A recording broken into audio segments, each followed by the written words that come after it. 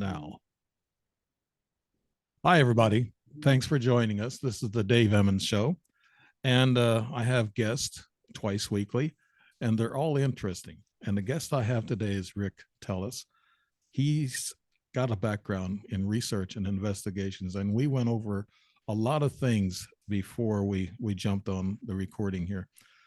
He's been an investigator, and he's been with most of the ufology groups, and he'll talk about that.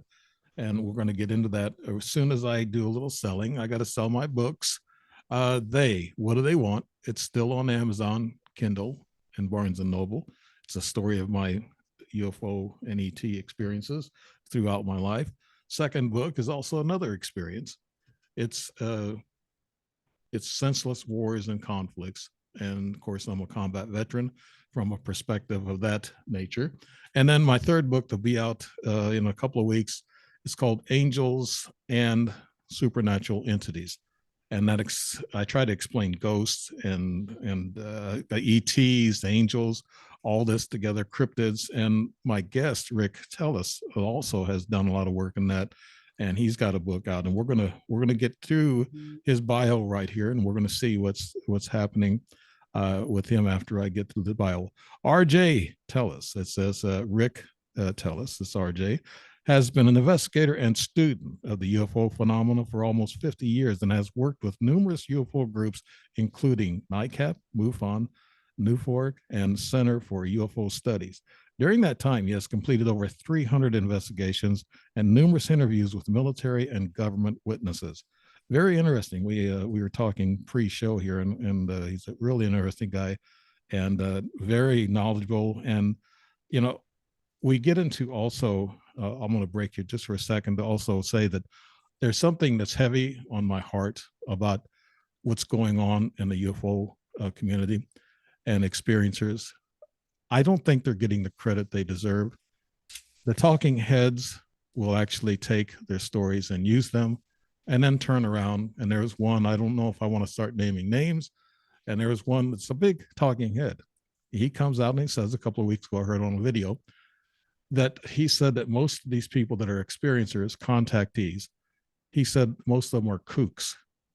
And this is the way they treat the people that they get the stories from. They get your story, they print it, they may talk about it, they even talk about it at a convention. And then they turn around and say that we're all kooks.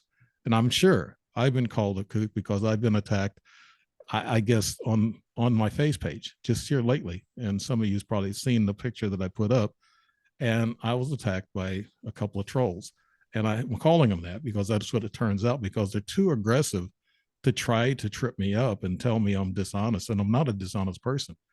And I swear to God, I'm a God-fearing person. In the book that I'm putting out in a couple of weeks, you'll see my summary on that about being a God-fearing person and trying to be honest about what I see and what I do.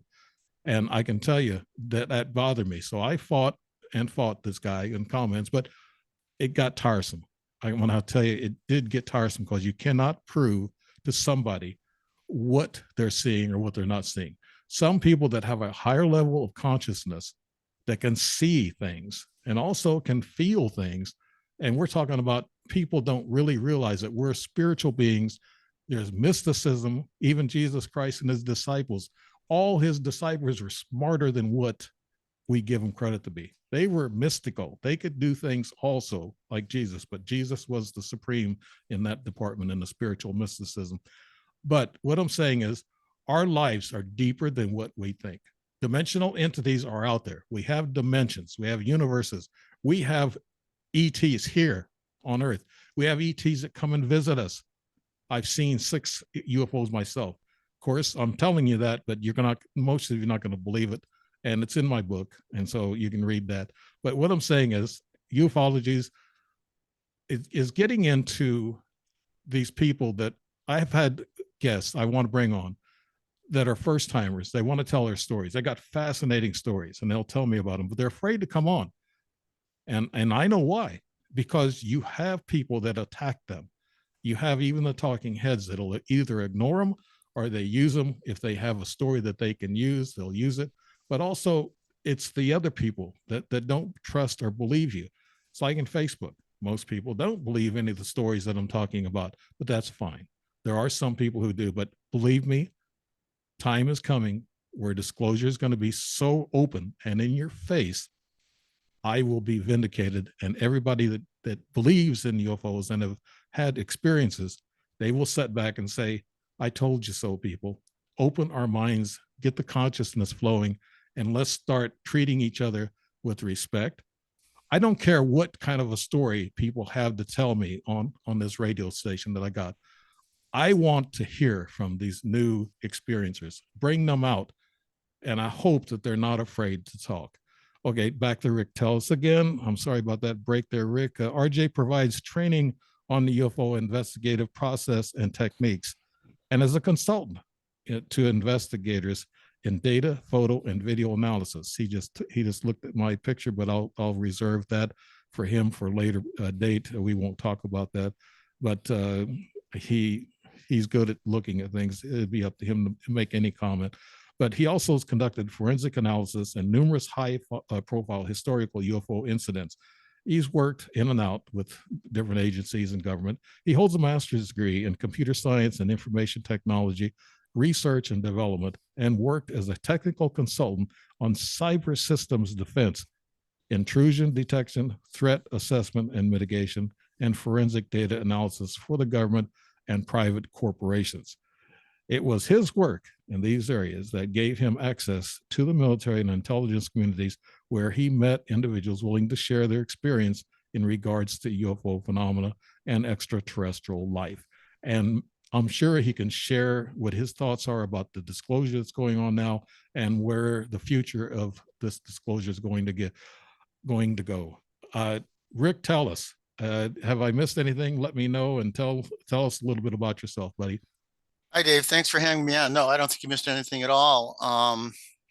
I think you pretty much covered what it is. I mean, some of the work I did was information analysis in regards to cyber defense. And in doing something like that, you do a lot of investigation. You work with a lot of different people from a lot of different places. I had a chance to, some people I already knew before I started doing this, but I had a chance to work with some people pretty highly placed in both military and uh, in the military and in intelligence communities. So I got to learn a lot of stuff when I finally convinced them to open up a little bit. But I just want to go back to what you started with, and I agree with you. I don't think it's fair what happens in my experience. I think just about everybody I've met truly believe what they saw, what they experienced. You never know. I mean, some people it's very real. It is real, and some people maybe it was something else. I don't think it's fair to say that something did or didn't happen to anybody. What we're dealing with here is really metaphysics, and I'm not talking about just the consciousness stuff. We're talking about practical metaphysics. And you got to realize when I say metaphysics, people say, "Oh, it's that conscious stuff," and it's whatever. You have to realize that Albert Einstein was a metaphysicist. Right. Anybody who practices theoretical anything, that's the starting point for science, is a metaphysicist. So the minute you say, gee, what if, you're a metaphysicist? And as far as people feeling stuff or doing stuff, I mean, this is being done every day. There are three basic forms of communication: auditory, visual, and kinesthetic. Kinesthetic, which you're probably going to recognize the minute I say it, is, you have a conversation with somebody, you hear them and you see them, but you also feel the conversation. You can feel if they like you can feel if they don't. You can feel different things, and that's accepted as very real. So I don't think it's fair to say that these things don't happen to people. And when somebody says to me, well, science says, I told you before, our science is anemic in terms of what we really understand about the universe. We don't even understand about the earth. And I've asked a couple of people who thought they were pretty smart professors. I said, well, you just tell me when the next earthquake's going to strike, where and at what magnitude. I said, you've got an argument. And they stop and they look at me. Well, we can't tell you that. Then don't tell me what's happening in a light year from here, 10 light years from here, or in terms of, we know there's such a thing as dimensional space. You don't know anything about it. So let's go from there and say, hey, everything's on the table. Let's consider it practically and work it that way. Yeah, Rick. Another thing I've noticed I guess in interviewing a lot of people, there are some people that had these cerebral events like dreams, lucid dreams, things of that nature. They can't make sense of them. and Hmm. they talk about them in a very lucid way. Some people could, I mean, people say, "Oh yeah, those are just dreams." Okay, you can pass those off as just dreams, but really, are they? It's like Dr. David Jacobson, which I repeat all the time. He said that 50% of the people have been abducted, they don't even know they've been abducted. And he said if a ship comes within 150 feet of you, you're the target. And so that's happened to me. But a lot of these stories are cerebral. A lot of times, if I find a tangible source, like a close-up meeting with a UFO or a close-up meeting with an ET, that validates that lucid dream in a way, I guess you could say. But I'm not going to throw out these lucid dreams totally, because there hasn't been anything tangible that's connected to it or a seed that's planted. That's because they control our minds. These ETs can Well, control our consciousness, Rick. well, it's interesting you mentioned it. Yeah, we have a thing, and I don't do too much with abduction syndrome because it's a very complex topic. Yes, there is such a thing as vivid dreams. We all have vivid dreams. So sometimes it's hard to connect vivid dreams with something that's real, something that's not. There's also two things that are very real in science. One's called shared consciousness, and another's called telepathic coupling. Mm-hmm. Okay. These are very real things. We know that they can be done. So far, we've only seen them at the rudimentary level. But the people I talked to said that based on information they had been giving, and these are highly placed military sources, is that there are entities out there communicating with us. There is an alien group, and basically, if you consider the universal mind theory, we're talking about shared consciousness. We're talking about telepathic coupling, and there's no reason. And like you said, different people are sensitive to different things, and there's no reason why some people can't tap into that. I mentioned Einstein before. If you ever listen to what he said, how he learned things is he would get in that state of mind, just before you fall asleep, you can think of things and they become clear. He Mm-hmm. said that's exactly what he did. And he believed in that universal mind theory. So again, I think every time we hear this, no, it doesn't happen to everybody, but it surely does happen to some people, and we need to consider that and then address it appropriately. And let's hear about it. Let's talk about it more. Let's walk it through. Let's see if there's any other options. So Right. no, I think it's very valid. Yeah, Rick, we're going to get into your book, The Final Revelation, The Sun Project, but you have so much other things to talk about. You were an investigator for all these groups like MUFON and everything. Could you Mhm. tell us how you felt? You don't have to give us exact details or anything, but how you felt that the experiencers were either treated or ignored, or I don't know. Rick, you tell us. What did you feel about all those investigation I, groups? I think there were two groups. One was the witnesses, what we call the witnesses or the experiencers. Um, yeah, I mean, I think once I think the people doing the investigation, the people I know, the local people are very well-meaning, good-hearted people. They did try to do the best job they can do. They would do a report, they would talk to these people, they would file their reports, and then sometimes that's it. They'd never hear from anything again, where sometimes these larger organizations would then take their reports and do a TV show with them or whatever, and the people who were involved never heard anything about it again. And I thought that was unfair, especially where you pay money to join an organization, you pay money to get trained by an organization. Yet when they get some revenue from doing this, from using your work, you hear nothing, and the experiencers kind of get um, pushed to the side. Now, I'm going to say it's easy for me to say this because I make no revenue from my book. Okay, when I charge for a book, and I don't know if I know, I said to you, if No. anybody should go to the website and get the book and they type in Dave, they get a 15% discount. And that's the best I can do because the book is print on demand, and Right. that's what it costs to print it. But we don't make revenue from this book, and we don't care. And because we don't make revenue from this book, we're beholden to nobody. So I'm going to tell you the truth as I see it. If I agree, I agree. If I don't, I don't. And if it means you don't like my book, fine. You don't like my book, don't buy it.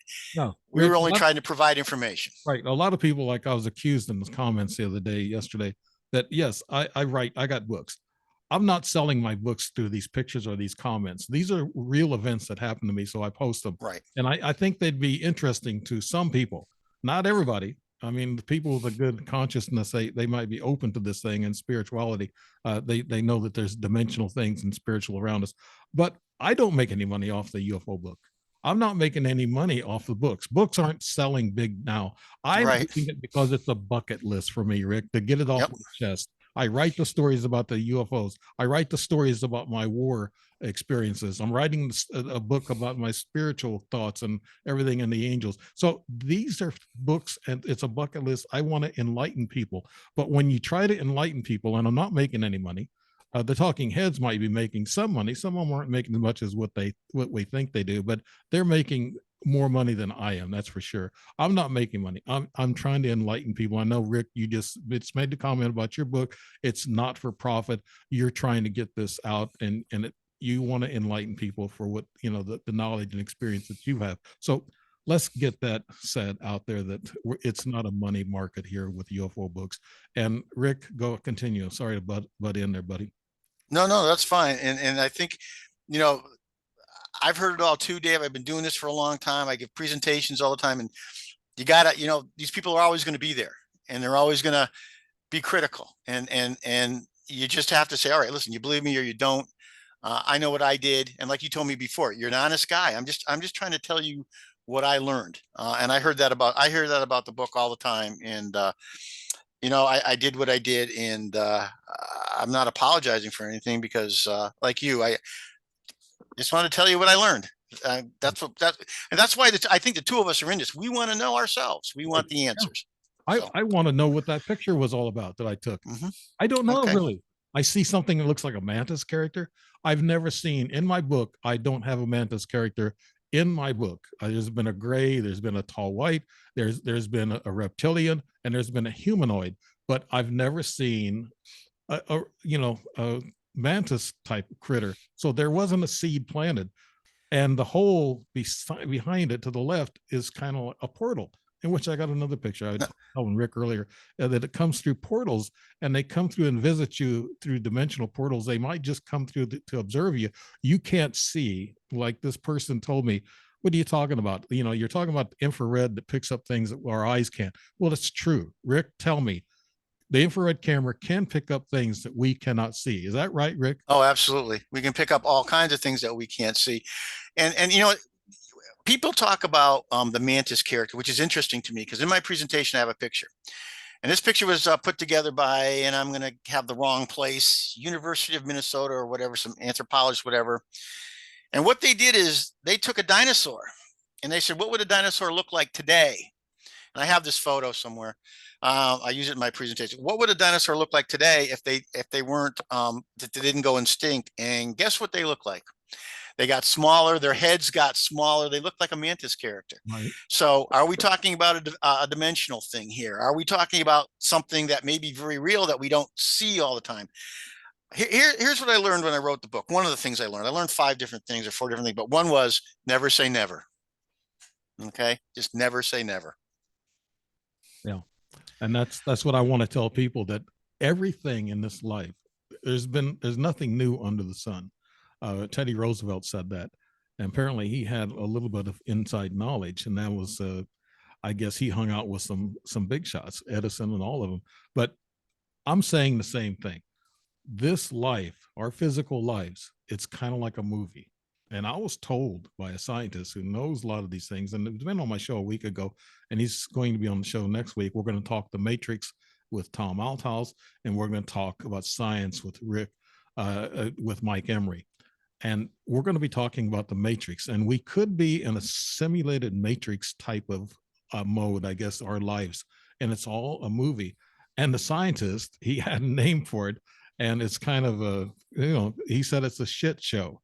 He said we reinvented our lifestyles some thousands and thousands of years ago because we got bored with the euphoric, peaceful, heavenly type lifestyle, in which got bored. There is boring to a lot of them, and the elites and the people, I guess, in charge, they changed the way we us humans live.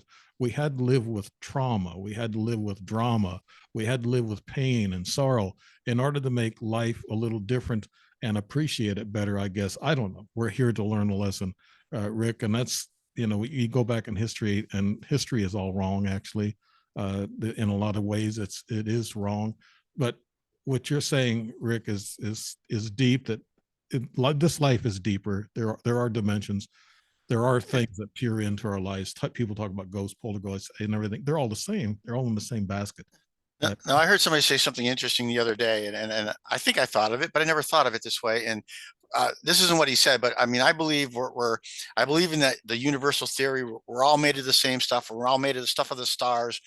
We're all connected. I mean, if you want to call it quantum entanglement, fine, call it that. But we're all made of energy. And he said, don't think of it as a human being with energy within us. Think of us as a universal energy surrounded by a human being, and that us ourselves, the human being, we're just not there yet. And I said that, I kind of said that in my book, but we're not there yet. We haven't made that progression to the pure energy. So I thought that was very interesting the way he said that. Of course, it brought me back to a Star Trek episode. I think it was the Organians, where Kirk is trying to help them because the Klingons are coming, and they're trying to save them from the Klingons when they find out that nobody could hurt these people anyway because they were just energy. But you said something. Here are the four things I learned. Never say never, like you just said. The second thing I learned is everything is impossible until it isn't. Third thing I learned is there is a creator. Who that creator is, I don't know. I mean, I'm sitting outside looking at these leaves in my wife's garden. I'm looking at that and I'm saying, there's no way that just happened. And the last thing I learned was, and I wrote this in my book, and the book is wrong. I said, I believe that people are ready to hear that intelligent extraterrestrials exist, and they're kind of buying into that, and that they've been here. Well, they're not. They're not ready to hear that. And that's what I've experienced in the last 4 years, is when I say this to certain people, they lose their track of thought. They look at me funny. They don't know what to say. So it's kind of an uphill battle that you have here. We're dealing with an axiomatic subject. I can't prove it. I can't disprove it. right. But then again, same thing with God. I can't prove it. I can't disprove it, Right. according to traditional science. It's like the So, Bible. It's like the Bible.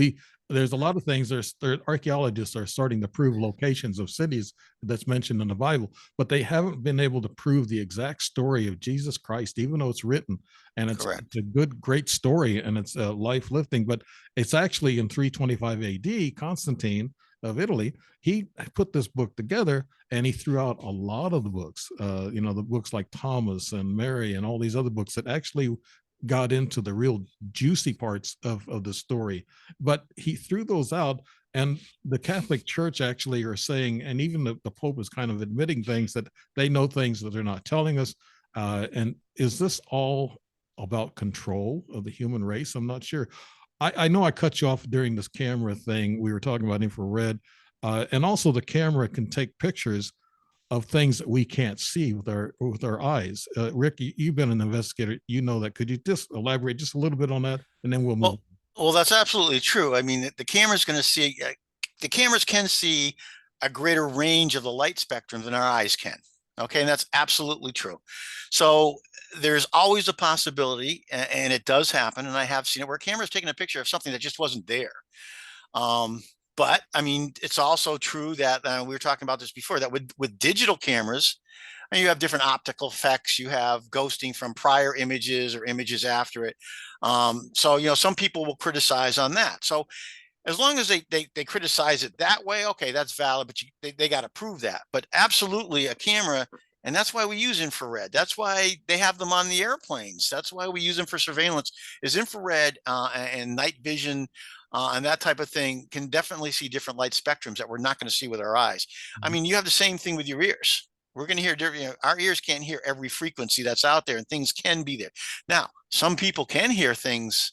Children can hear sounds that adults cannot hear, and that's been proven. So again, we anybody who says we know all there is to know about our existence in this world is sorely mistaken. Right. We left off a couple of things. People, Rick Teles, also he works on radio. He's worked in TV, so he's a communicator, and he gives speeches.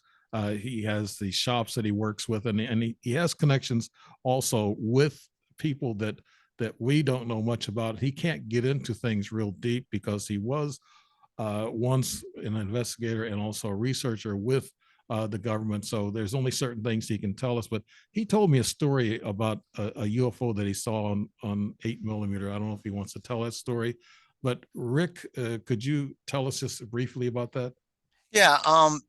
And I've written about this and I've talked about this and it kind of fits in the category where the government has said when Project Blue Book went away, we weren't doing any more investigation of UFOs. Well, that wasn't true. First of all, the Air Force continued to do it all the time under different names.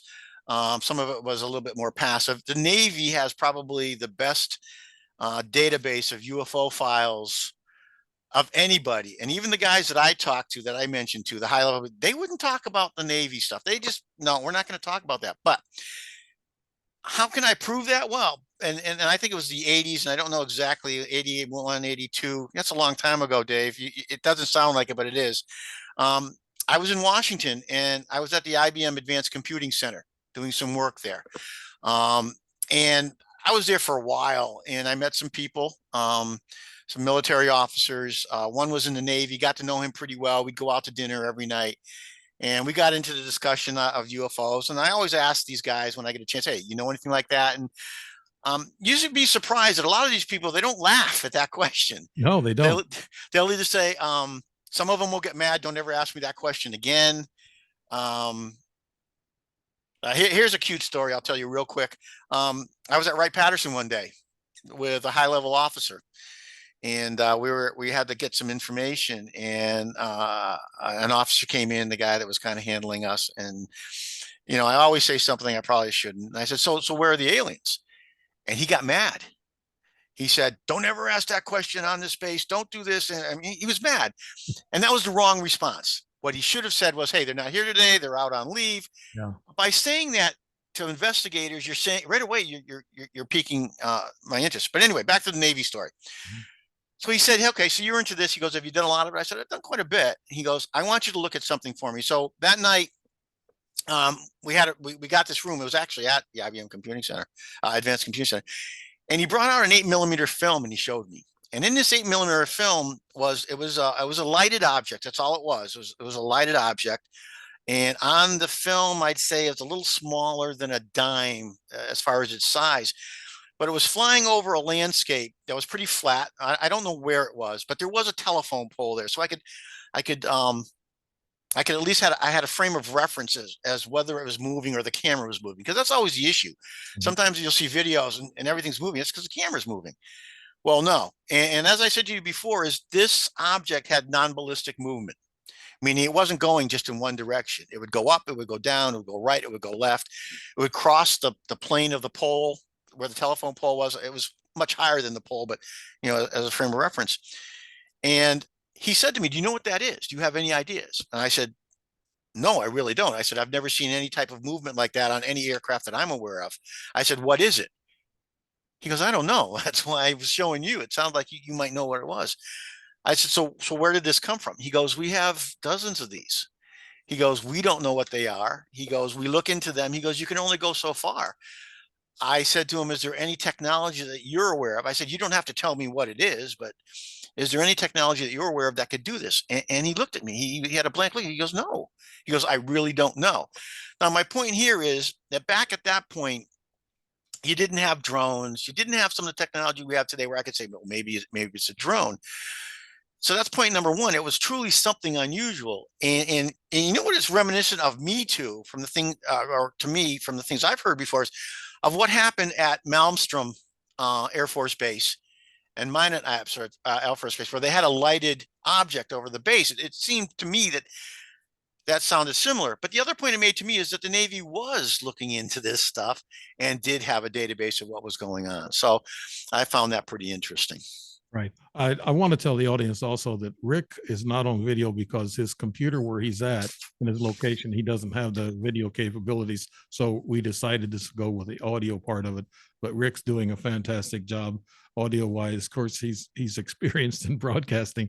And so I knew right away when he told me that up front that I said, okay, I'm not going to have any problems with this guy. This guy's going to be, he's going to know what he's doing. But he's also had such a rich background and in this ufology, and he's been with all these groups. And I've been with the MUFON myself for a short period of time. I had a good friend who actually taught me field investigation, and I saw a little bit about how they do things.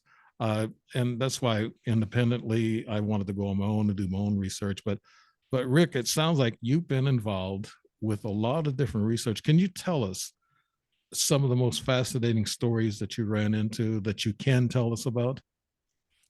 Um, yeah, let me think of people ask me all the time, and I always stop and say, wait Yeah, a minute. you do. Yeah, it's true.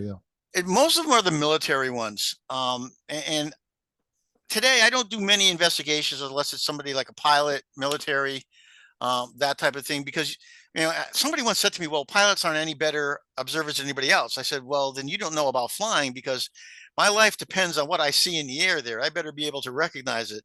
Otherwise, I'm going to have a problem." Um, I guess the ones that are the best are the ones that have never been published, the ones where I've spoken to people where they've actually gotten so close to these things that they know they weren't drones. They know they were in another aircraft. I had a pilot um, who was flying in an airplane. He was flying. It wasn't a commercial plane, but it wasn't a fighter. It was the type of plane that the Air Force uses. I forgot the designation for where they're just carrying officers or people from one place to another. It's like it might be a 737 type plane. Um, and they were flying and they noticed these lights that they were coming to her, and at first they thought, well, it's got to be it's the engines, it's the engines of a jet. They're on afterburners, and that's what we're seeing. So right away they're looking around and they're making their calls. Is there anything up here with us? No, there shouldn't be anything there. We have nothing on radar. Well, of course you have stealth, it might not be, but being the Air Force, they would know. They would be told if we're experimenting with anything. Well, what they said is they said they were going at a point, then all of a sudden it felt like the plane wasn't moving, but it was. But they felt like it wasn't moving, like it was suspended in the air. And they said they were still traveling, but you know how in an airplane you can feel it moving. It's not, tremendous feeling. We're not talking about doing a dive at 2 Gs or something, but like the plane was suspended.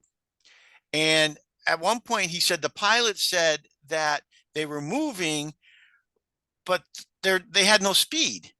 They were at 0 knots, but Hmm. they were moving. And the pilot couldn't explain this. He goes, "We're moving." He goes, "It must be a problem, with our instrumentation." Um, but when they look out the window, they could see that they were moving. And of course, the long story short, they get down, they have everything checked, the plane's checked out, the instrumentation is checked out, and everything's fine. Wow.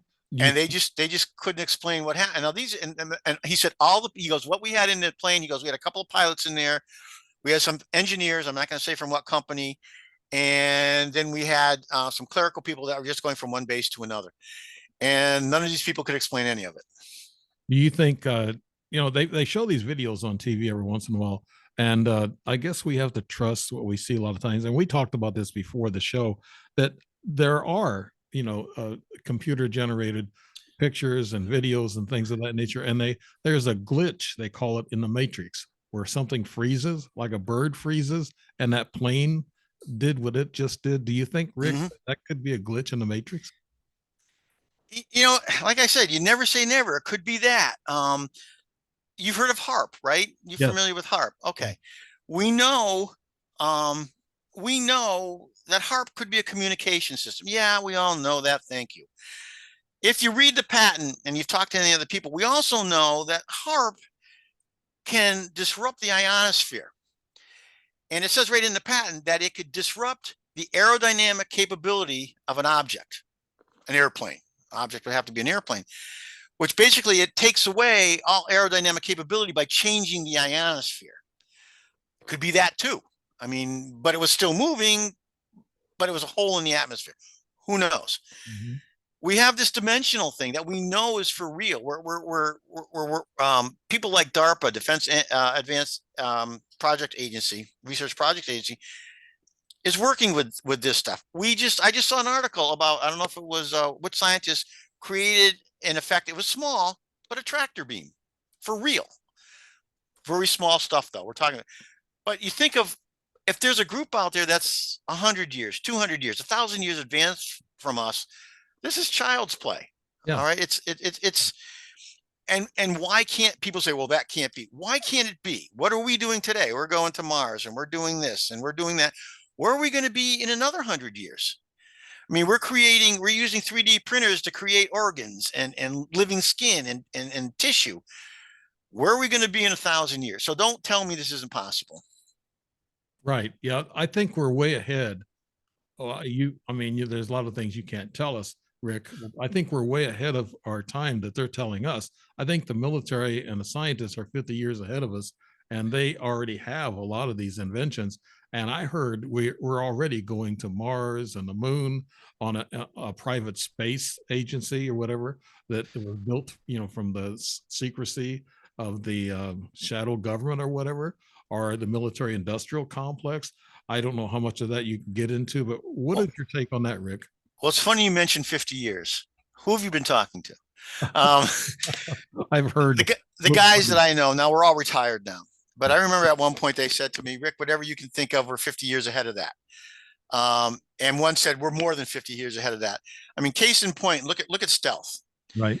You didn't hear about stealth to the 1990s, roughly, when you saw the F-117, right? But they were working on that in the 70s. Yeah.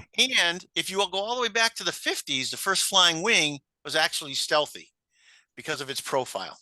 Okay. So stealth has been around. So I remember in the 70s, the big thing was there couldn't have been a UFO there because it wasn't on radar. So what? Now we know in hindsight, all this stuff was definitely possible. Nobody wanted to talk about it.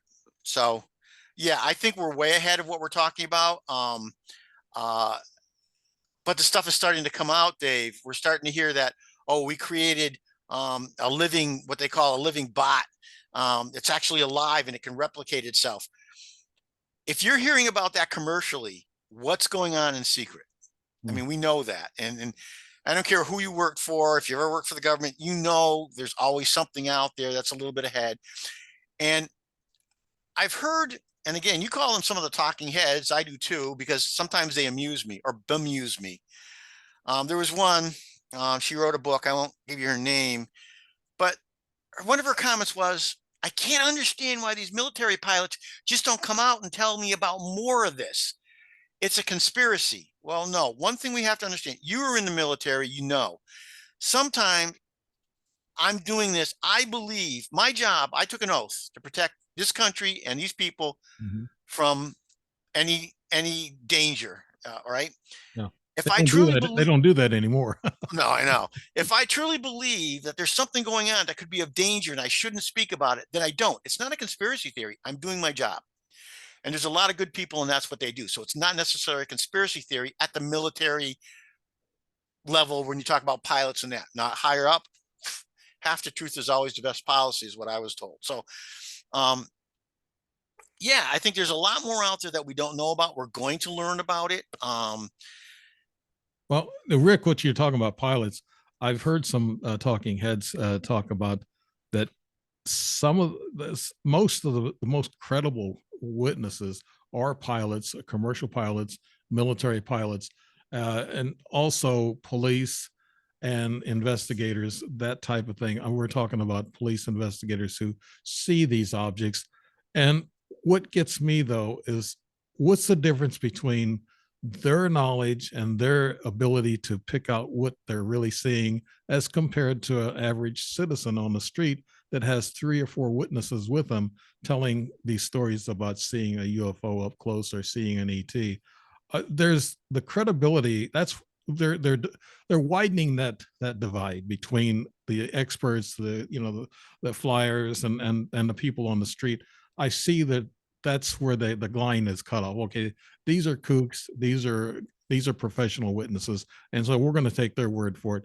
And Rick, you just mentioned about pilots. So, and we talked about that earlier about, what's the credibility for anybody who sees something and really knows they saw something and have witnesses. And it's just like me, I've had witnesses too, but I had a radio station guy said, well, can you prove it?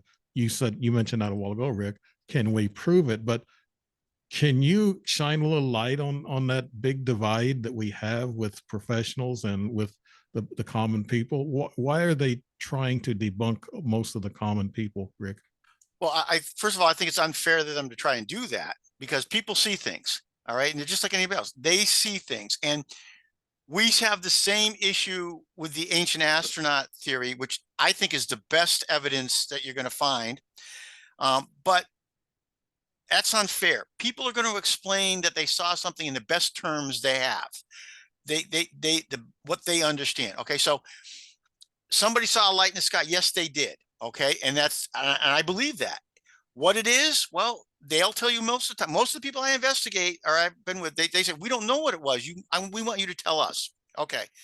Um, I wish I had a nickel for everybody who said, I've seen everything that flies and I knew what this was. No, you have not seen everything that flies. I have not. And most line pilots have not. Most military pilots have not.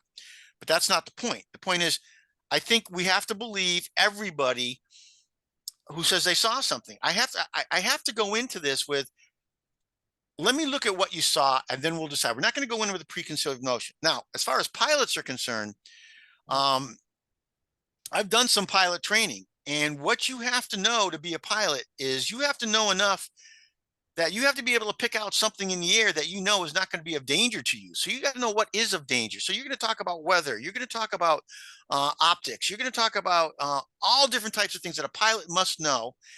You're going to talk about other types of aircraft that might be in the air. When you file a flight plan to fly somewhere, you typically know what type of aircraft might be in the air. You typically know what type of bases are there. I'm flying through New Mexico. I can see just about anything because how many Air Force research labs do we have there? Um, there was a flight, FedEx. I forgot what the year was. They were going from Mexico City to Nashville. They flew all the time and they saw this light in the sky. They didn't know what it was. It's on video. I use it in a presentation. Um, it was interesting because if you listen to the conversation of these pilots, remember they fly this route all the time. Mhm. They didn't know what it was. It wasn't on their TCAF. It wasn't anywhere. They couldn't see it. It was moving in a non-ballistic manner. They couldn't figure out what it was. And it's a great video. I love it. I have to throw in there though, where were you flying? Well, you were flying near Texas, just off the coast of Texas, well within the range of some of the test facilities in New Mexico. So you never know what it could be. But the reason a pilot's a little bit better is because their job is to know what's in the air with them.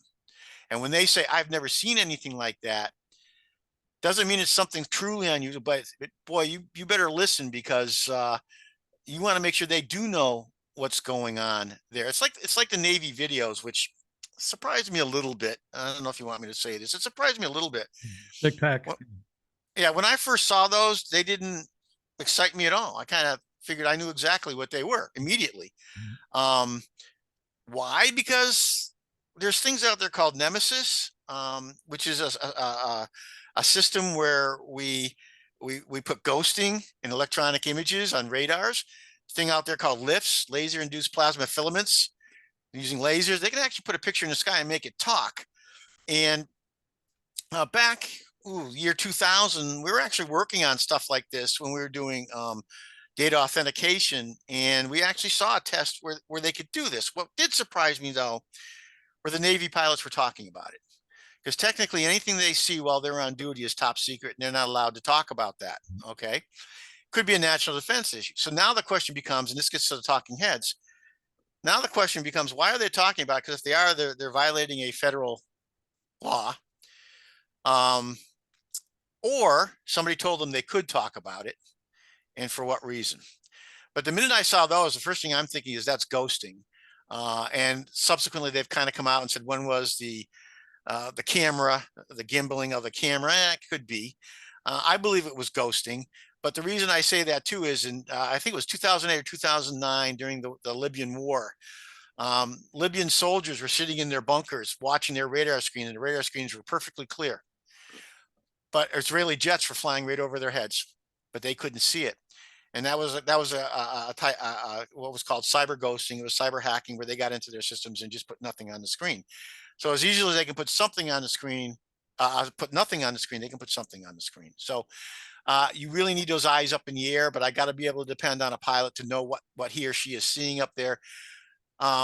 Typically, people on the ground, they do see something. I believe they see something. They believe they see something. I would never discount it. I would have to look into it because Again, they don't see this every day. How many people actually look up in the sky all the time, Dave? Yeah, that's the thing too. Hardly anybody. Rick, I You want don't. to make a couple of points here. Number one, the pilots actually, if they're at 30,000, 35,000 feet, they might be closer to these UFOs and they might be able to get a better look. I give it that, I give it that as compared to the person on the street. The other thing is you're talking about ghosting. Are we talking about holographics in the sky or whatever what they're experimenting? No, when I talk about electronic ghosting, is I can put anything on your screen. I can put any dot on that screen I want to, and it's electronics. I mean, that screen is basically an electronic screen. It uses pixels and signals, and I can put anything I want on that screen, and that's a common practice. The other thing about pilots, though, you mentioned is, yeah, you're right. They can be a little closer. The other thing, though, is a pilot knows typical altitudes that planes fly at. So if I'm a commercial pilot and I'm flying at 40,000 feet, which is about the tops for most commercial airlines, and I see something above me, that shouldn't be there.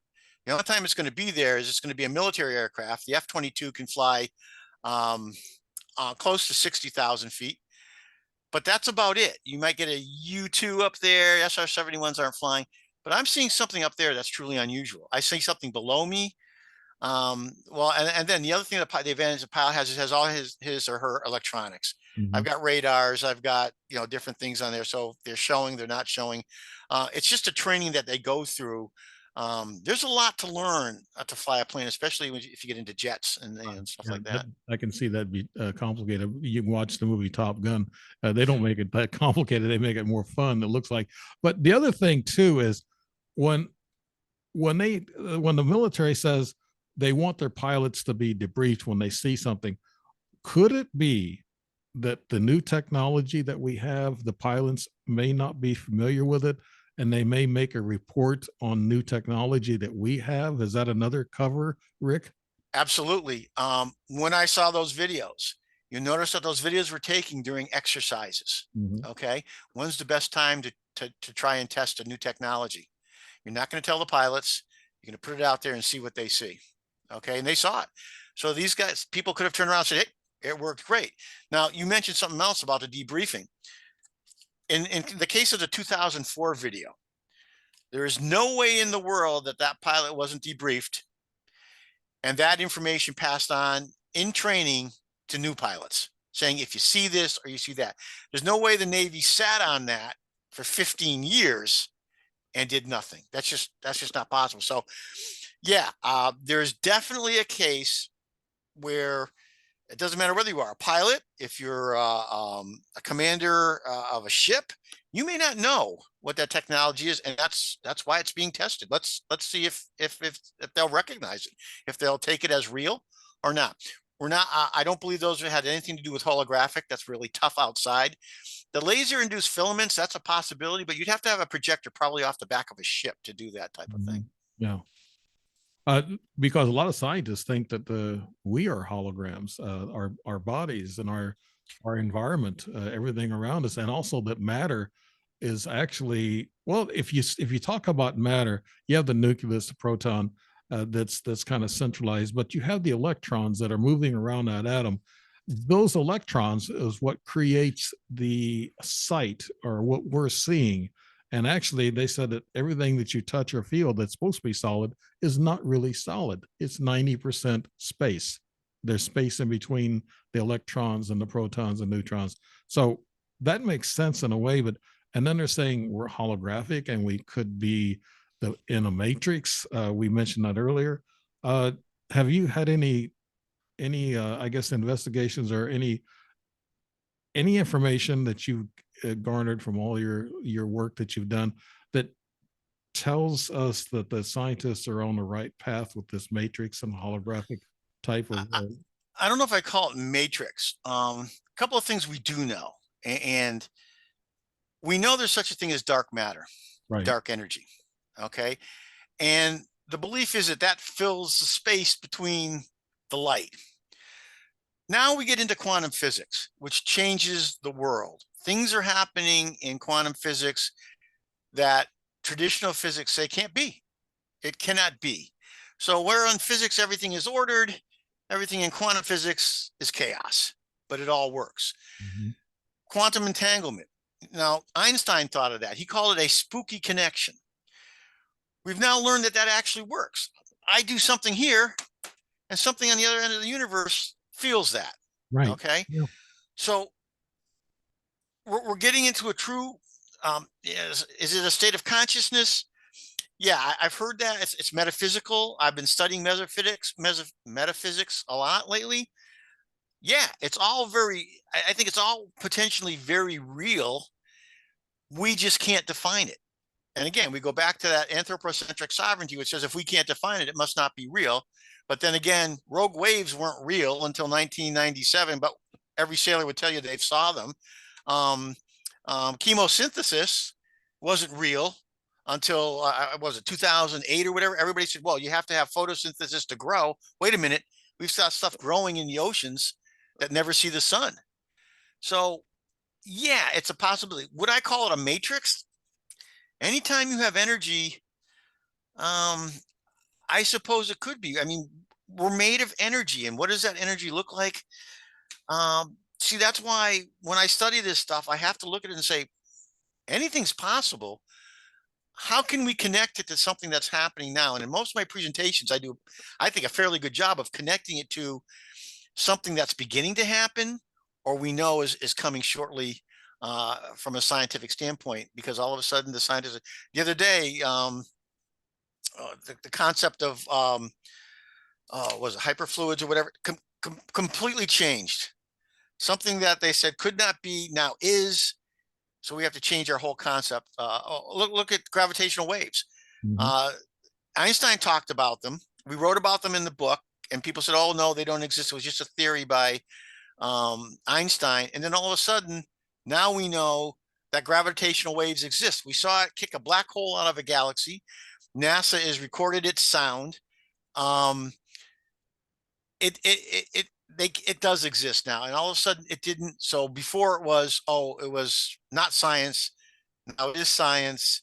And it doesn't fit in the Newtonian laws of gravity, because he said that gravity had to be a field.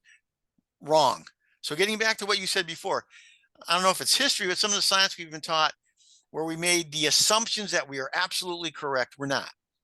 So our science, I believe that our science doesn't really hold, definitely off, once we get off the planet, definitely outside the heliosphere and in the universe, we're seeing things all the time that do not conform to our thought, our view of science. Right. They're changing all the time, astronomy and everything. They're changing uh, what's going on out there in space.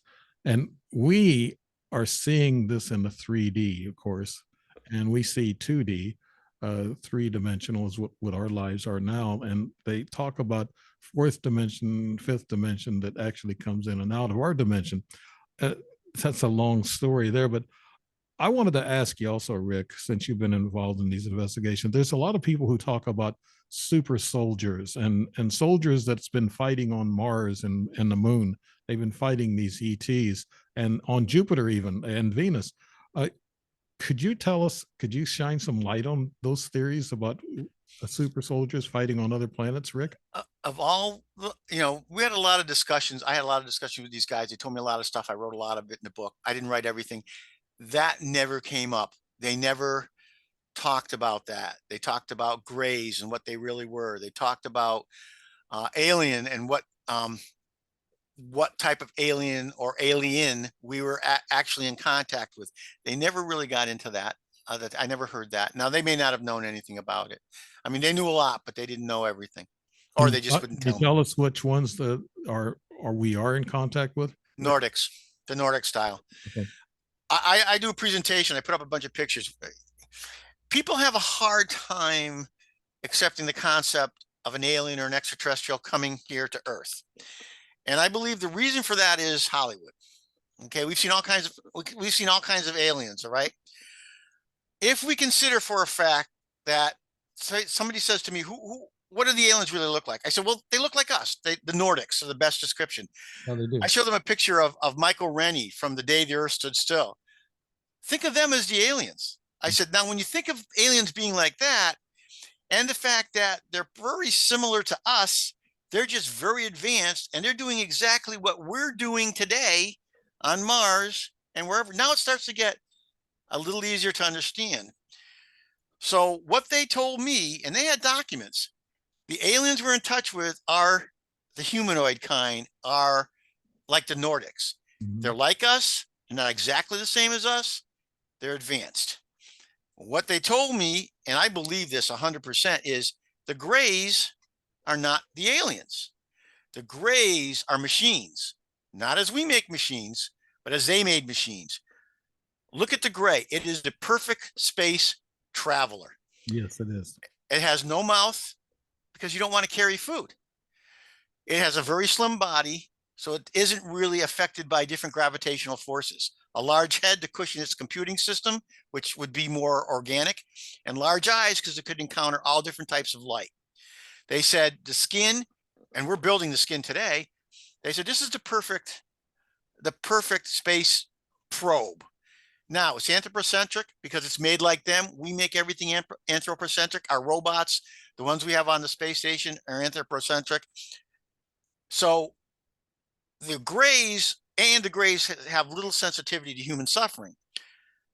Now, here's the question with the grays, and I wrote an article on this, is because people say, oh no, they're a real alien, they do this, they do that. Have the grays reach singularity, meaning they were created by an advanced race, like us, maybe 1,000 years advanced from us, but the way they're created as an organic entity, okay, organic computers and like we are, tissues, but they've gotten to the point where they learn and I love it that it's coming up in AI now, because I worked in some artificial intelligence years ago. We just didn't have processing power to create some of this stuff and hand it. We worked with machine learning, but the grays learned faster and faster. They're in they were given intelligence, but then they got more intelligent, and they surpassed their creators, and they became in and of themselves an entity. And I think that's very possible. I think we're going to deal with it in the future. They became an entity of themselves. Are they operating completely apart now from their creators? Could be. I don't know. Mhm. But I think if you look at it and you really look into this, you go to the DARPA website, you just search it online, creating living tissue, living skin. The Roswell craft, I was told that the skin of that was alive. It was like a living tissue. We're doing that today. The craft was alive by human standards. We're doing that today. BAE in England is doing that using a chemical process, actually creating aircraft. So in the 1960s, 1970s, 1980s, if we talked about this, everybody would say we're definitely crazy, Dave. Yeah, but that's Rick. That's why they can take and crumple it up, and it'll come back to itself, right? The memory metals, we had a certain amount of that. Now, what a lot of people don't realize is we've been using memory metals for 20 years in medical situations. They have some metal that they'll put in, it'll always come back. But now we have some really new, powerful memory metals that not only can uh, if you crumple it, it comes back. It can repair itself. And there was a big study. They just gave a contract out for this, and again, I have this somewhere. I have so much information. I didn't know exactly what we're going to talk about. That we're doing that today. Mhm. So my point here continues to be is we're running kind of a parallel line here. Maybe not a parallel. We're a little bit behind. But people say, oh, well, if intelligent aliens exist, how would they find us? Well, maybe they do what we do, send stuff out there and wait to see what we found. Mhm. Well, how would they get here? Well, I don't know. Maybe they're smarter than we are because we're learning stuff every day. So none of those are valid arguments in regards to, oh, this can't exist. It's just not valid. Right. Rick, I wanted to ask you. Now, you talked about the Nordics. They come from the Pleiades star cluster, right? Is that what we have those Well, targeted at? well, let me tell you what I was told. They asked somebody that the person they were talking to me about in the book actually came face to face with one of these people. I'm going to call them people because they're basically us. Right. And they said, "Where are you from?" And all he would say is, "We share a galaxy." That's all he would say. And along those lines, just comes to my mind as we talk here. Things keep popping in. I get the question, well, if they gave us all this tech, or if we met these people, why didn't we get their technology? Why aren't we using it? Well, here's what I was told. We were given a lot of concepts, but they would not give us the details. They would not give us the instruction manual. They said, here you go, figure it out. All right. And the next question comes to why? Why did they do that? And that's where it gets very uncomfortable for a lot of people, because when my wife read the book, she got to that point, it made her very uncomfortable as to why. Because the question I ask people many, many times is, what do human beings contribute to the earth? What is our role in the ecosystem of the earth? Nothing. We're parasites. Every other creature on earth, the earthworm. Somebody says, what about the shark? The shark cleans the ocean. The earthworm turns over the dirt. We don't belong here. So the next question is, why are we here? Mhm. Well, is it an experiment? And somebody says, well, God created us in God's image. Okay. Then God must be pretty flawed, because we are. So why did God create us as we are? So we could learn. Well, I said, that doesn't sound to me like a creation. That sounds to me like an experiment.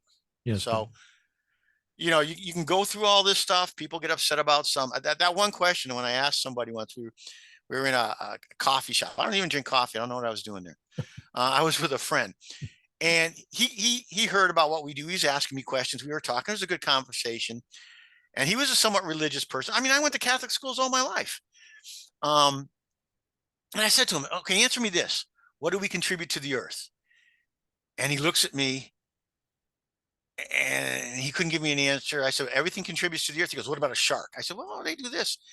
He started to get very upset with me. He was getting angry with me. I said, I'm not telling you I'm not saying your answers are right or wrong. I'm just saying I Mhm. can't find one, which suggests that we are very much like the Nordics, if we want to call them the Nordics. And that's how you can look at that delineation.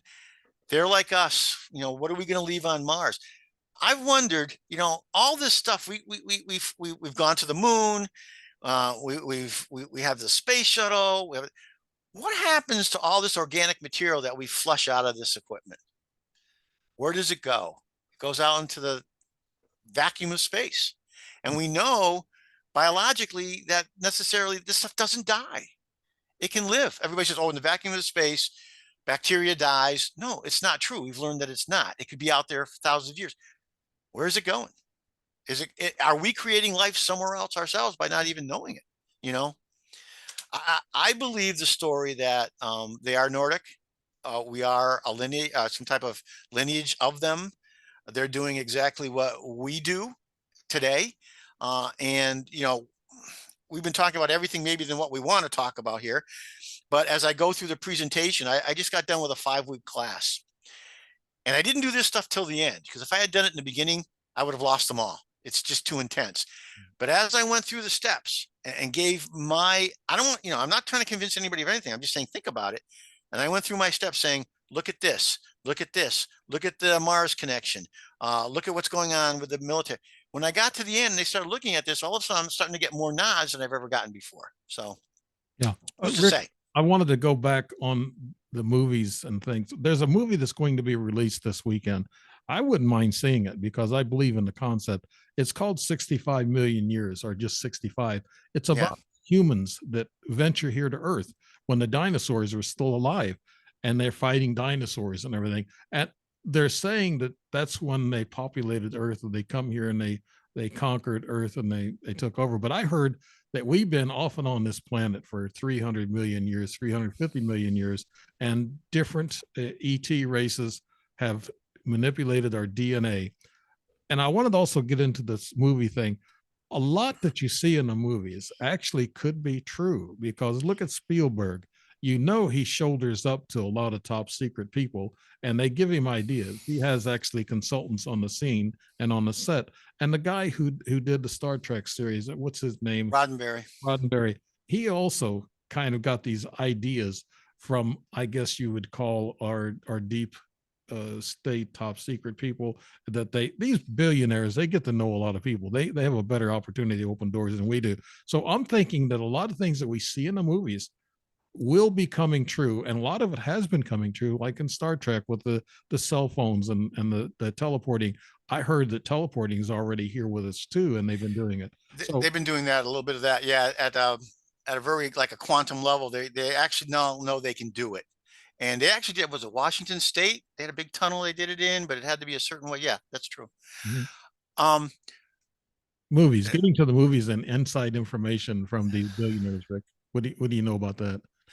well, yeah, some of them might know something. There was a great story about Walt Disney, and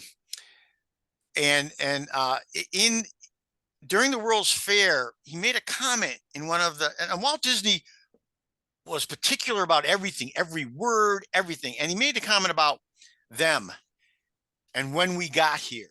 Mm-hmm. And he was supposed to actually create a video for the government. And they told him they were going to give him the videos of UFOs to put in. And in the last minute, they decided not to. And I go through that in a class. I think, yeah, some people, some very trusted people, and there's a lot of stories like this, they know something. Who they are, it depends. The concept, um, the concept is it was a complex chemical reaction that created us. Lightning and amino acids, and it created life. Well, there's a problem with that, and the problem with that is scientists will tell you that is when they look at particularly life on Earth and the human genome, that it appears to be older than it could have developed on Earth during the cooling period.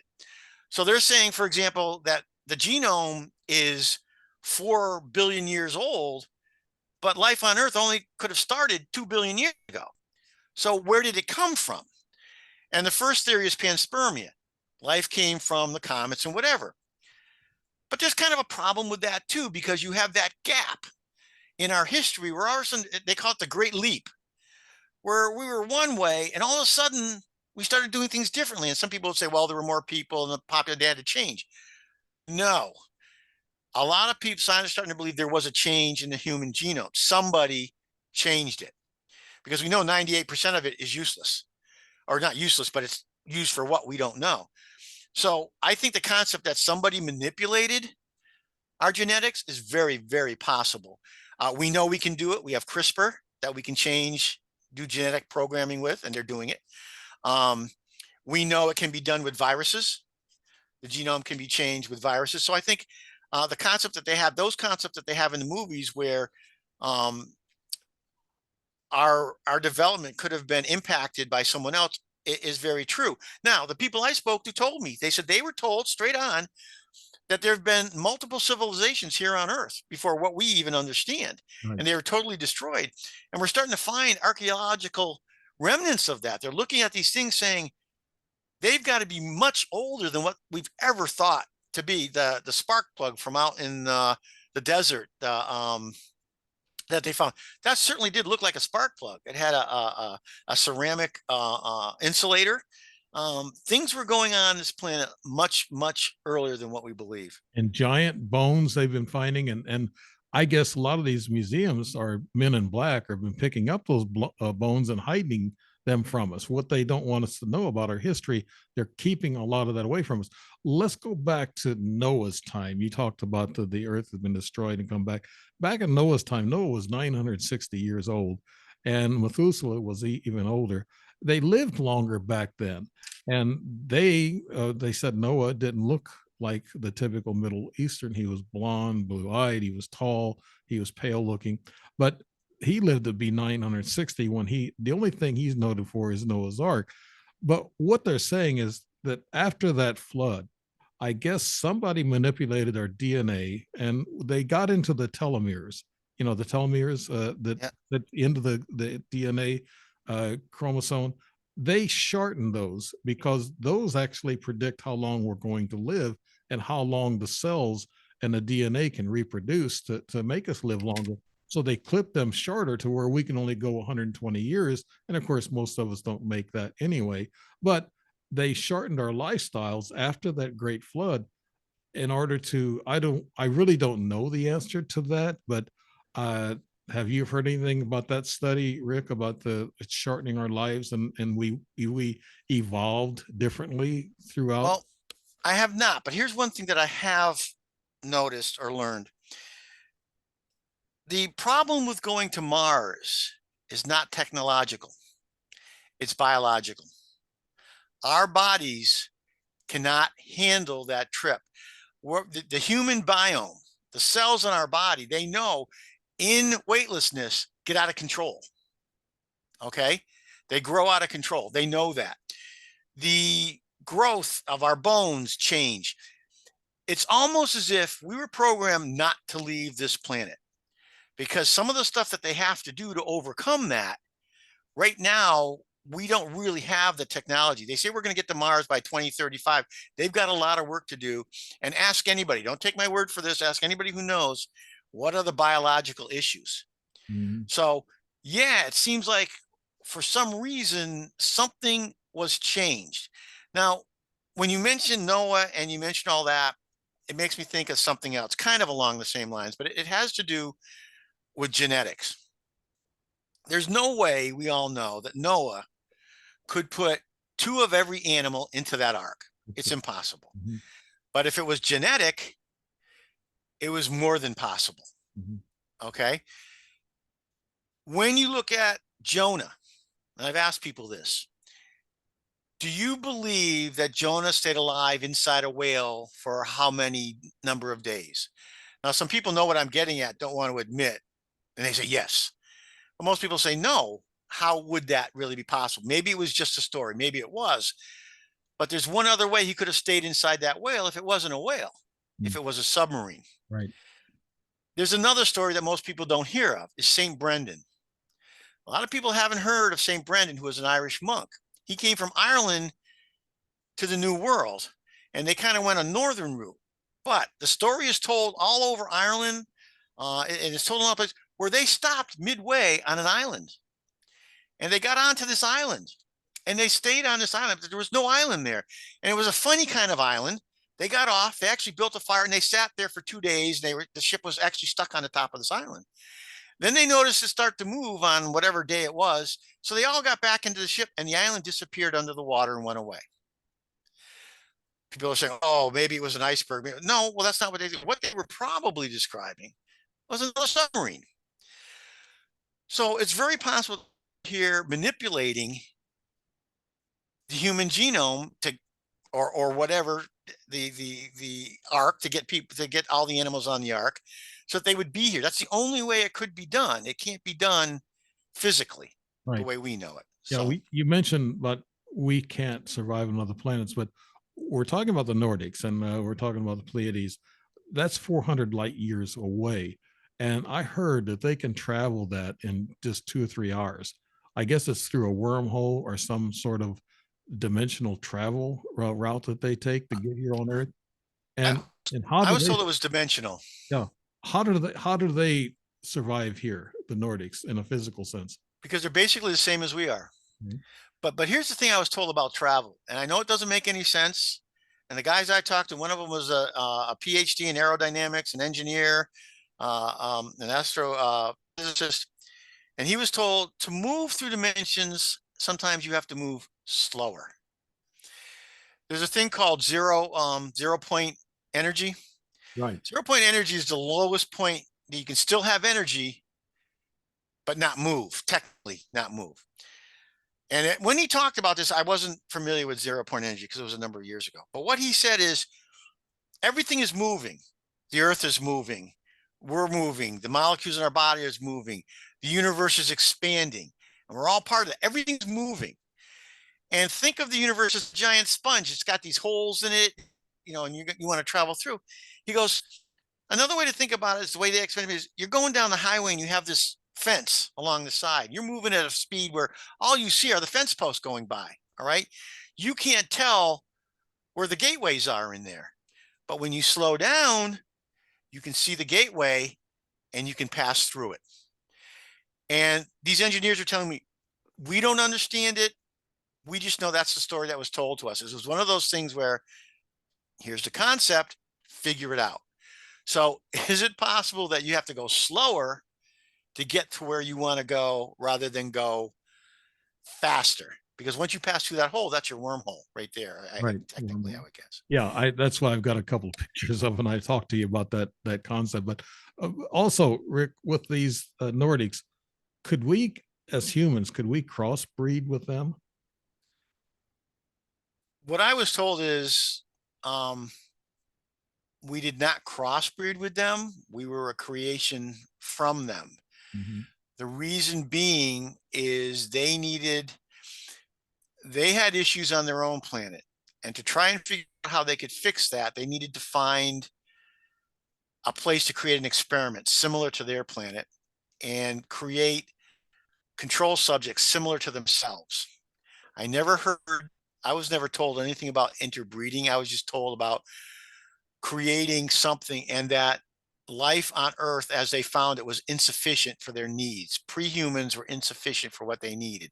They tried hybrids, that wasn't sufficient, so they had to kind of build something newer by altering a human genome. Now, again, this all sounds incredibly strange, and let me tell you, I was as surprised as anyone. I had been doing this for years, Dave, and we all believe things.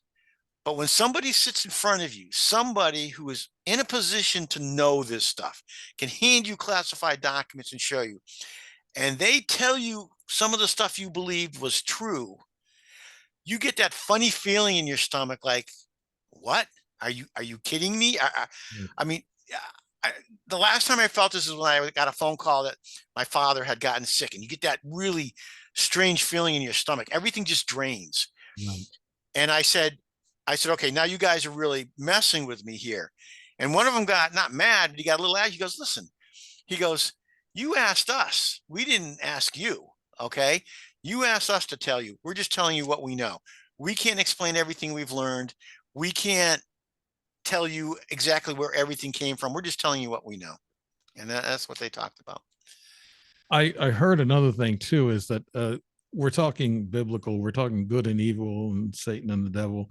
Uh, in outer space, and I talked to this scientist. He's incredible, and I mean, he's got his own way of doing things, but he knows the knowledge. He says this there's an ether that's out there that surrounds our galaxy, surrounds our planet. That if an ET comes in through the ether and they meet up with this positive energy in which changes their consciousness to be more, you know, I guess benevolent and be nicer. And he said that the evil is here on earth in the tunnels and in underneath. Like, could we be talking about like the Nordics and other races that are out there that come here to visit? And I heard there's four that actually work with us. And there's the reptilians and maybe Nephilim beings that are underneath the ground, and they represent the evil. Is there such a thing as an evil and a good concept when it comes to space travel, ETs, and what's here on Earth and what's out there, Rick? I think I don't know about that. I think they're just like anybody else. Remember, they're just like us. There's good, there's bad. There's going to be good, there's going to be bad. Look around the world. Look at what's happened over the years. How you know we go different places, and look what happened in the New World. Look what Coronado did when he came and he went to Mexico, the Inca empires and whatever. I think there's good and evil everywhere. So to say there isn't, I think would be short-sighted. Mhm. The only thing I would take exception with that is, once again, you're thinking physically. You're thinking of a physical unit. You're thinking of the physical universe as we know it, saying, "Oh, they come this way through an ether." I don't believe that. I believe it's dimensional. I believe they step from this dimension to that dimension, just like opening a door. The example I was given one time is you have two giant skyscrapers, and you're in the top of the skyscraper and you want to go to the top of the other skyscraper. To get there, you got to go down the elevator, cross the street, and go back up the other skyscraper. They have the concept where all they have to do is cross from one skyscraper to the other simply dimensionally. They're not making that huge trip. So even if once they get into, let's say, our solar system, then they're moving physically through the solar system. That's not how they got there. They got there through another type of science that we don't yet. And no, we know there are multiple dimensions. Call them multiverses. I don't care. Mhm. We've proved that. And I think quantum mechanics is what's proving this. Right. So in that regard, yeah, I think there's good and bad everywhere. So I think, sure, it's possible, but I don't know that they're necessary. I mean, again, ancient people describe things in the best terms that they had. For example, they didn't know what an airplane was, so they couldn't say, "Oh, it's an airplane in the sky." They had to call it something else, a fiery wheel, whatever. So I think that maybe they describe things as they saw them, but you know, I have no information on that, so I can't say, "Yeah, Dave, I know that exists. I know that exists. I was told that exists." I wasn't. I was told. Well, here's what I was told though: there are other alien races, and they have this thing where supposedly the Earth is the province of the Nordic types, and the others are not supposed to be here. And on occasion, they do come, but that's remedied very quickly. How? They couldn't tell me. They just said, this is what we were told. And when you think about it, and you think about the way humans colonized the world, the same thing happened. Exactly the same thing. We take over this piece of land, or somebody would take over that piece of land, and Britain owned that part of Africa. We did exactly the same thing. So you can't say it's not some type of parallel. Yeah, colonization. Yeah, colonization. Yeah, Yeah. yeah. What about the reptilians, Rick? Have you heard anything about them? I know those are fearful to us. I haven't heard anything about them other than what I told you before about some scientists who had done created a photo of what they believe dinosaurs would look like today if they had not gone extinct. And they would have become bipedal. They still would have had more of an almond-shaped head, or whatever you want to call it. They would look reptilian, and I just thought that was fascinating. I've heard stories from many people. I've heard the story of the mantis. One woman, was it out in California, that she would see this mantis character in the woods on a regular basis. Are we talking extraterrestrial, or are we talking something of this earth, cryptozoology that we don't know about? Um, I don't have information on that, so I'm not going to say, yeah, Dave, I know. I Okay, don't. Rick, on let's go to the topic of shape shifting. I got this in my new book that's coming out, and I talk about actually a lot of people are going to be offended maybe by this, but I believe in Christ. Okay, I believe in the source, and I believe in God. I'm a godly person. I what I heard and what I read, and I got this in my new book, that Jesus Christ himself was a shapeshifter. He was a light being, what they call an ET light being, and he actually, when he was born through Mother Mary, that the two angels, I guess they produced the baby through, I guess, science, uh, and inside the womb, Jesus, baby Jesus, was material. He was a material, a physical body inside, and then he dematerialized and come out of the stomach of Mother Mary, because she was still a virgin after she gave birth to Jesus. So she was considered Virgin Mary. So he could materialize and dematerialize, and he can go into different body shapes and skin textures and color of hair. And that's what they were saying. That's why Judas. I don't want to offend anybody that's got strong religious beliefs. I'm not trying to contradict Jesus Christ or anything, because I believe in him. I believe in his teachings, and I think we're not following his teachings. But he actually, Jesus could actually shapeshift into different beings, and that's why Judas said, he told the high priest and their soldiers, their guards, whatever, their imperial guards, that how are we going to know Jesus if he shapeshifts?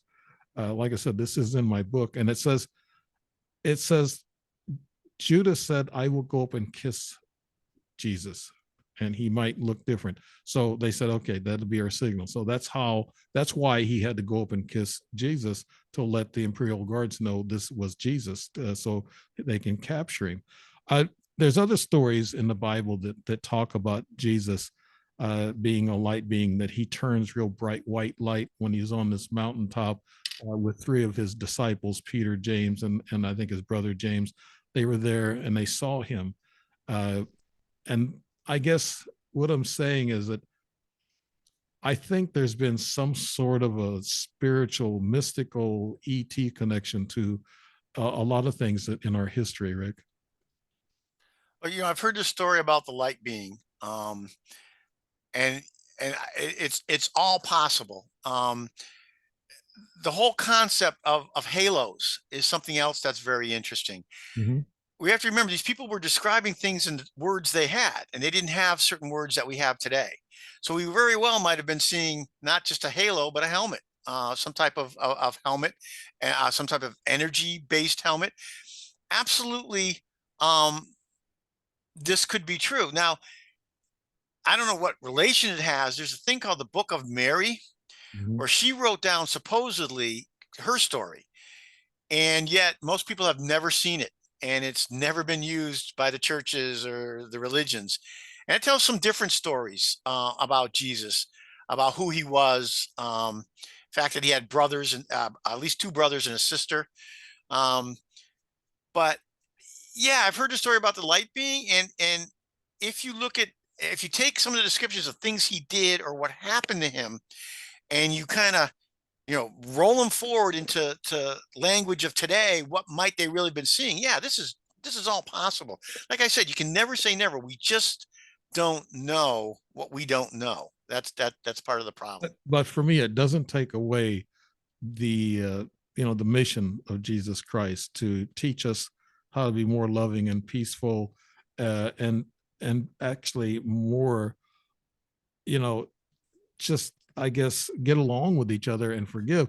That sounds like to me something that the scientist told me that happened millions of years ago, in which we changed, and he calls it again the shit show that we're in now. That we have to go through all this pain and sorrow and loss and death and everything in order to experience different, uh, living experiences other than euphoric heaven that we got they said we got so bored with and we had to make changes.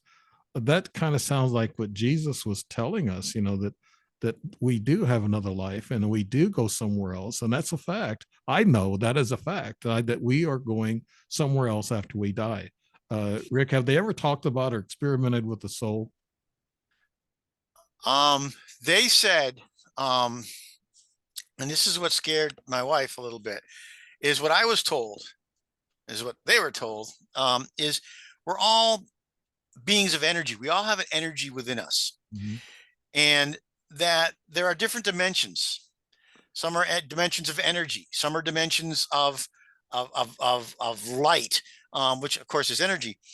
And they're saying that death is just another dimension, another form of energy.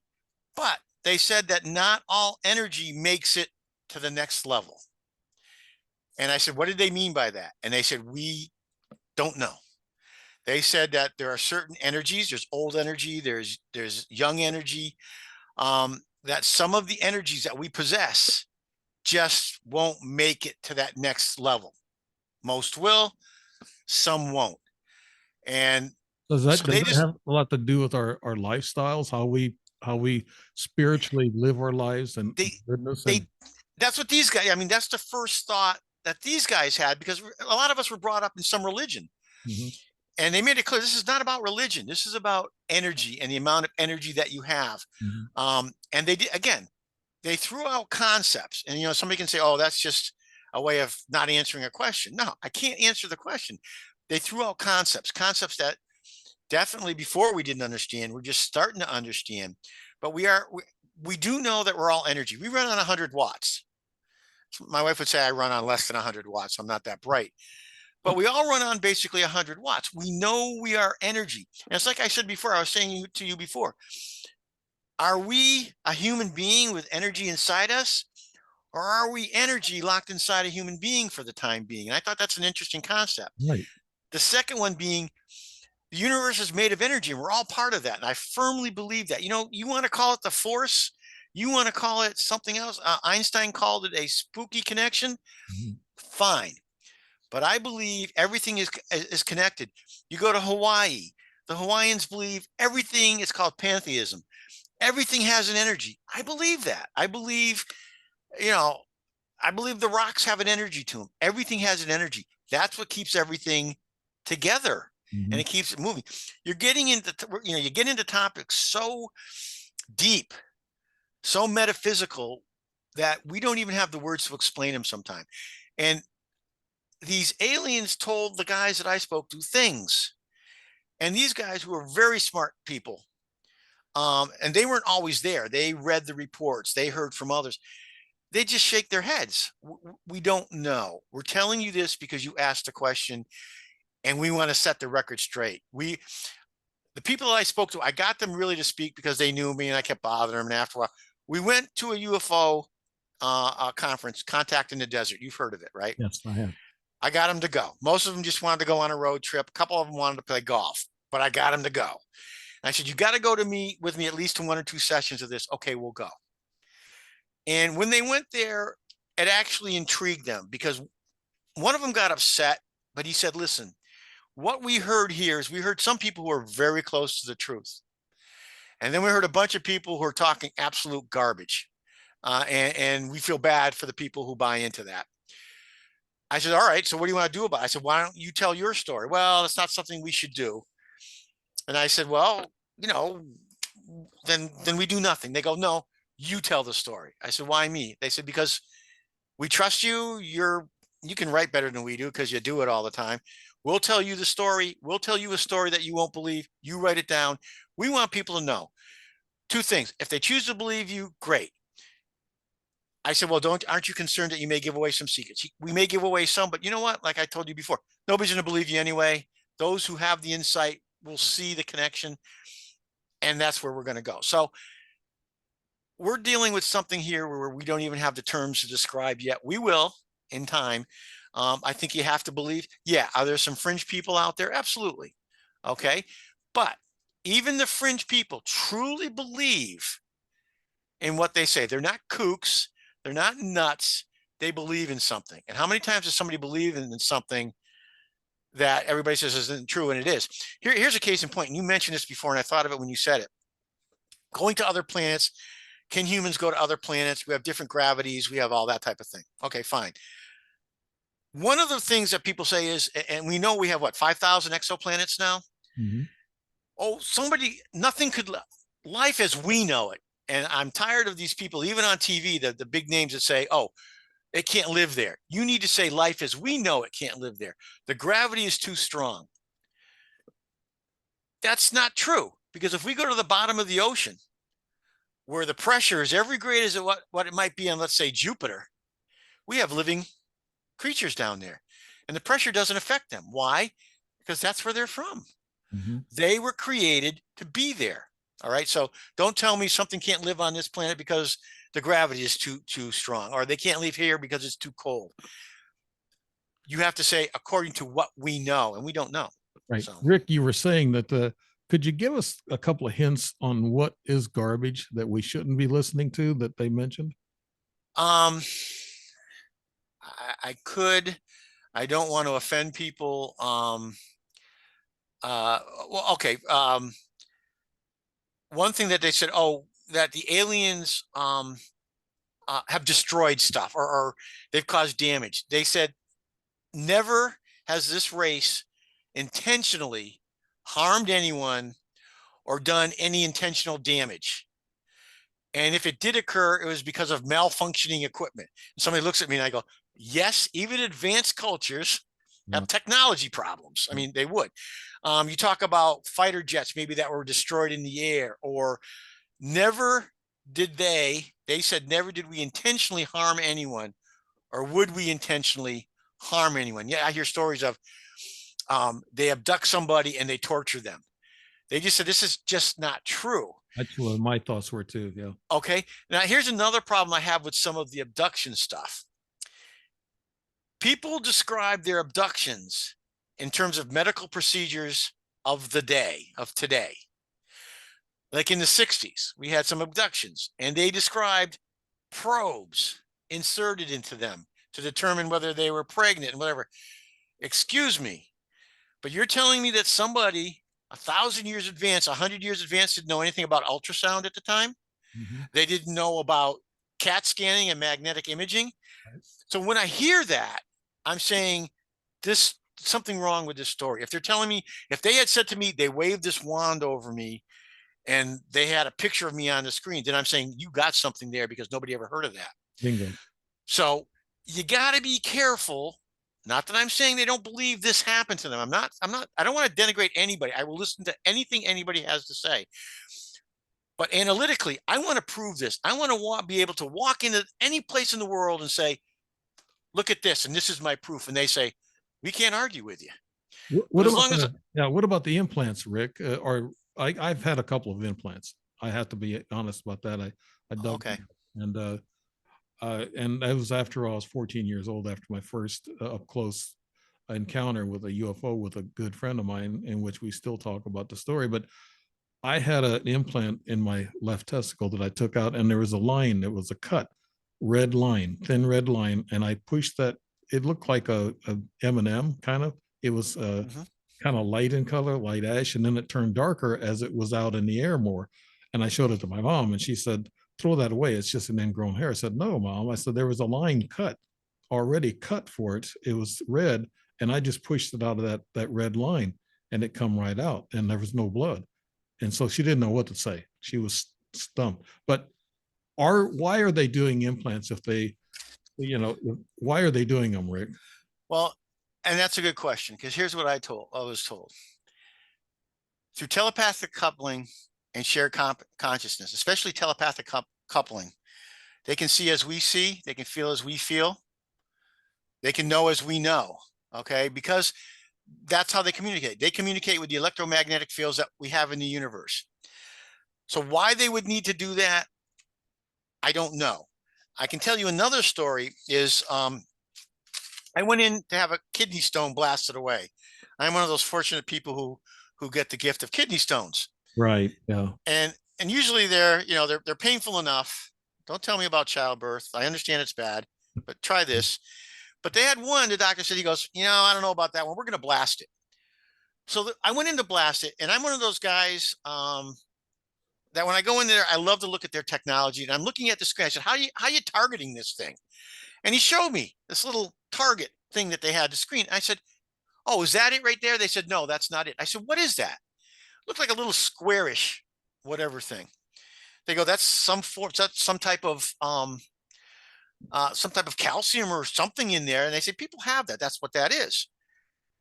I said, oh, that's odd. I said, is it something to worry about? They said, no, it's probably been there or whatever. Okay. So what could that have been? Well, I figured out what it was. Is I had a gallbladder. I had gallstones. So they removed my gallbladder. And they do that with small incisions. Chances are that when they removed the gallbladder, one of the stones fell out. And there it was. So at first I'm saying, did somebody stick something in me or not?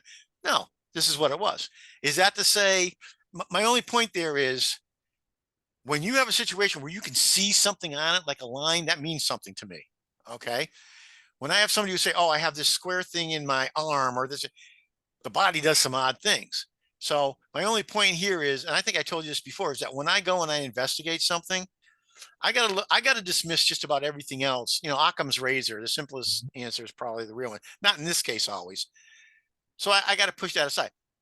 When I couple that with what I was told, and you don't hear a lot of people talk about telepathic coupling or shared consciousness. And the interesting thing about that is that while some people will say, I had an alien abduction, there are apparently many people, who go through lives with this shared consciousness, not knowing what it is, but knowing that they have it, but it doesn't bother them. And then apparently there are other people who go through life knowing what it is and have no problem with it. They accept that they're part of the universe. Now, again, this is a far out wild thing to be talking about, Right. but we're talking about far out wild things to begin Yes. with. Yes. The And, whole and, life is the way it is. and our science is so immature, you just can't not entertain this theoretical exploration, I guess I'd call it, Okay. type of thing. Let's we'll be closing up here. Let's get into your book, The Final Revelation, The Sun Project.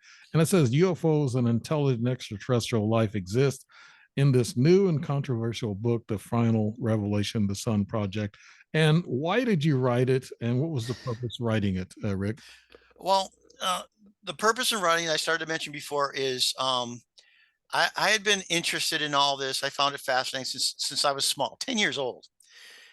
And I've been following this. I remember, listening on the radio to, not that we didn't have TV, we had TV, but at night I'd lay in bed, I'd hear the radio of reports.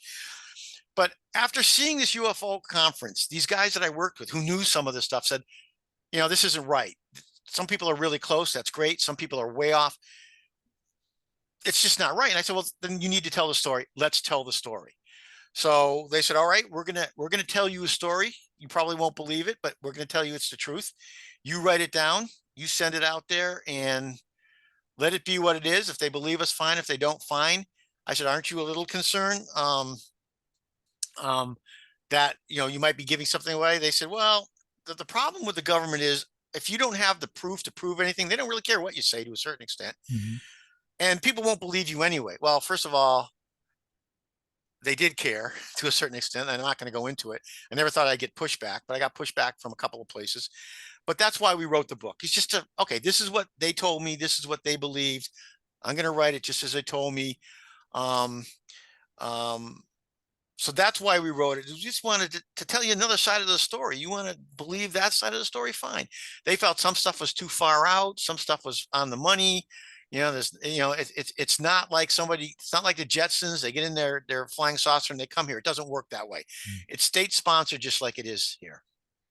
So, well, I guess we're going to be closing the program up, and it's been very interesting, and that's why we have an extended show on this because I knew you had a lot to talk about. But it's been very interesting, Rick. Teles. You have so much more to talk about, and I hope someday we can make up for a lot of the stuff that you do know that we can talk about, and get some talking points in there that you can expand upon. It's been very interesting. You are on radio, you've done TV, and so you're getting your word out there, and I think that's the purpose of your book is for enlightenment for others, and that's what I think of too when I do my writings and everything. But it's to me, I've enjoyed this program with you, Rick, and you're very knowledgeable and you're a professional. There's no doubt about that, and it made the show very interesting. And I want to tell people out there that listen into this, listen to Rick what he's got to say, and listen throughout the whole show because everything's interesting in which we talked about. Don't listen this first 10, 15 minutes. This show was with Rick has been very interesting all throughout. And I want to thank everybody for listening. Rick Teles, thank you so much for being on the show. And Thank, thank you very much, Dave. I enjoyed it. I'm sorry if we rambled a bit. That always happens. There's so much no, to talk about, but no, I love it. I love it when my guests just take off. And because I don't want to interrupt them, which I do, but it's but I'm asking questions, but but I don't ask questions outside of the realm of what we're talking about. So I try to make that a continuity work throughout the program. But I want to thank everybody for listening. This has been the Dave Emmons Show, and Rick Teles was our guest. I hope you listened to this show. It's very fascinating, and it to me, I enjoyed it myself. Thank you so much, Rick Teles, and thank you, audience, for listening and watching. Bye bye.